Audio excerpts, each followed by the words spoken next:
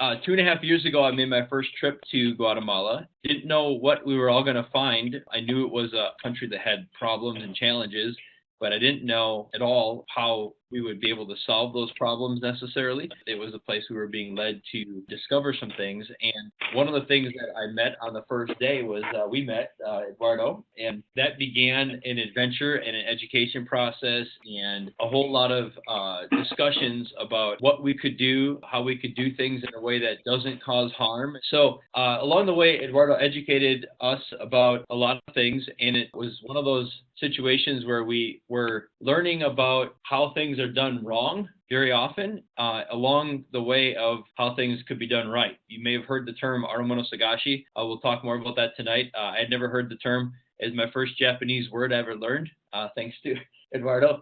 Took me about a couple months to actually be able to pronounce it, so don't feel bad if you still can't pronounce it. That's why we call it Sagashi for short. But along the journey, Eduardo helped us not make the mistake of bringing outside ideas in to fix other people's problems. And he can share that's the common way things are done because it's the easier way to do things. It feels like a quicker satisfaction because you can pat yourself on the back and claim you did something, even though after you leave, sometimes you leave a situation worse than it was when you got there. And when we heard that, it really gripped our hearts, and we really realized we certainly don't have a desire to have good intentions but bad execution and end up causing problems instead of fixing them. So we listened very closely.